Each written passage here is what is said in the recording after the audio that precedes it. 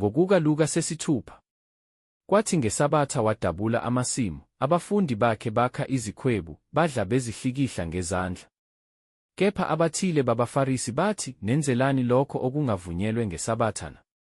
UJesu ebaphendula wathi, "Anifundanga yini ngalokho akwenza uDavide mhla elambile yena nababe naye ukuthi wangena endlini kaNkulunkulu, wathatha izinkwa zokubukwa ezingavunyelwe ukudliwa muntu ngabaphristi bodwa, wadla, wanika nababe naye na? Five wathi kubo, Indodana yomuntu iyinkosi neyeSabatha." Kwathi-ke ngelinye iSabatha wangena esinagogeni, wafundisa.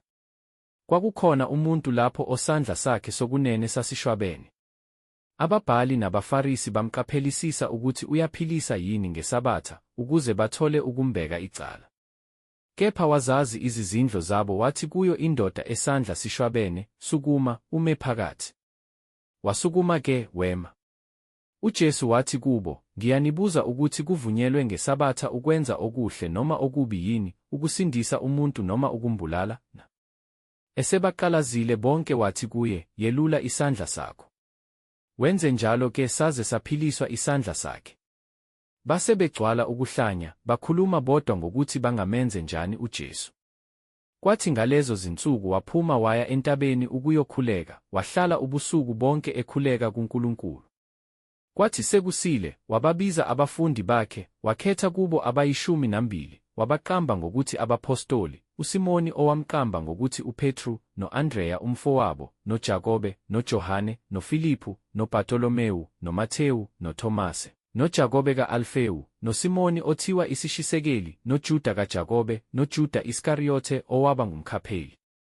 Khona wehla nabo, wema endaweni eyithafa kanye nesixuku esikhulu sabafundi bakhe noquqaba lwabantu abavela kulo lonke laseJudiya, naseJerusalema, nangaselwandle lwaseTire neSidoni, ababezile ukumuzwa nokuphulukiswa ezifweni zabo, nababekhathazwa ngawomoya abangcolileyo baphulukiswa. Isixuku sonke safuna ukumthinta, ngokuba kwakuphuma kuye amandla abaphilisa bonke. Wayesephakamisela amehlo akhe ngakubafundi bakhe, wathi, "Nibusisiwe nina bampofu, ngokuba umbuso kaNkulunkulu ungowenu. Nibusisiwe nina balambileyo kalokhu, ngokuba niyakusuthiswa. Nibusisiwe nina bakhalayo kalokhu, ngokuba niyakuhleka. Nibusisiwe nxa abantu benizonda, nanxa benicwasa, benithuka, belilahla igama lenu ngokungathi libi, ngenxa yeNdodana yomuntu. Thokozani ngalolo suku, nigxume, ngokuba bhekani, umvuzo wenu mkhulu ezulwini, ngokuba oyise babo benze njalo kubaprofethi. Kepha maye kinina bacebileyo, ngokuba niyamukele induduzo yenu. Maye kinina basuthiyo kalokhu, ngokuba niyakulamba. Maye kinina bahlekayo kalokhu, ngokuba niyakulila, nikhale. Maye kinina, nxa abantu bonke bekhuluma kahle ngani, ngokuba oyise babo benze njalo kubaprofethi bamanga. Kepha ngithi kini enizwayo, thandani izitha zenu, nenze okuhle kwabanizondayo, nibusise abaniqalekisayo, nibakhulekele abanidumazayo. Okushaya esihlathini, mnike nesinye, nokwaphuca ingubo, ungamnqabeli nebhantshi. Muphe yilowo nalowo ocela kuwe, nokwaphuca okwakho, ungabuyi ukubize kuye. Njengalokhu nithanda ukuba abantu benze kini, yenzani njalo kubo. Uma nithanda abanithandayo, nina kubongwa kunina? Ngokuba nezoni zithanda abazithandayo. Ngakho uma nenza okuhle kwabenza okuhle kini, nina kubongwa kunina? Ngokuba nezoni zenza khona lokho. Uma nitsheleka labo enithemba ukwamukela kubo, nina kubongwa kunina? Nezoni zitsheleka izoni ukuba zamukele okungako. Kepha thandani izitha zenu, nenze okuhle, nitsheleke, ningadikibali, nomvuzo wenu uyakuba mkhulu, nibe ngabantwana bophezukonke, ngokuba umnene yena kwabangabongiyo nababi. Yibani nesihawu, njengokuba uyihlo enesihawu. Ningahluleli, khona anisoze nahlulelwa, ningalahli, khona anisoze nalahlwa, thethelelani, khona niyakuthethelelwa. Yiphani, khona niyakuphiwa, bayakunipha esifubeni senu isilinganiso esihle, esixushiweyo, esigqishiweyo, esichichimayo, ngokuba ngesilinganiso enilinganisa ngaso nani niyakulinganiselwa ngaso.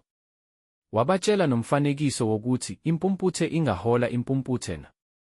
Aziyikukhalakathela emgodini zombili na? Umfundi kaphezu komfundisi, kepha yilowo ophelelisiwe uyakuba njengomfundisi wakhe. Ubhekelani ucezwana olusesweni lomfowenu, kanti ugongolo olukwelakho iso awuluboni na? Ungasho kanjani kumfowenu ukuthi, mfowethu, ake ngikhiphe ucezwana olusesweni lakho, wena ongaboni ugongolo olukwelakho iso na? Mzenzisi, khipha kuqala ugongolo olukwelakho iso, yikhona uyakubonisisa ukukhipha ucezwana olusesweni lomfowenu. Ngokuba akukho muthi omuhle othela isithelo esibi, futhi nomuthi omubi awutheli isithelo esihle. Ngokuba yilowo nalowo muthi waziwa ngesithelo sawo. Akukhiwa kambe amakhiwane emeveni, nezithelo zomvini azikhiwa ejikijolweni. Umuntu omuhle uveza okuhle emfuyweni enhle yenhliziyo, nomubi uveza okubi emfuyweni embi, ngokuba umlomo wakhe ukhuluma ngokuchichima kwenhliziyo. Ningibizelani ngokuthi, Nkosi, Nkosi, ningakwenzi engikushoyo na? Yilowo nalowo oza kimi, ezwe amazwi ami, awenze, ngonikhombisa lowo afana naye. Ufana nomuntu owayakha indlu, wemba washonisa, wabeka isisekelo edwaleni. Ekufikeni kwesikhukhula umfula washaya leyo ndlu, kepha wawungenamandla okuyinyakazisa, ngokuba yayakhiwe kahle. Kodwa ozwayo engenzi unjengomuntu owakha indlu emhlabathini ingenasisekelo, umfula wayishaya, yawa masinyane, kwaba kukhulu ukudilika kwaleyo ndlu.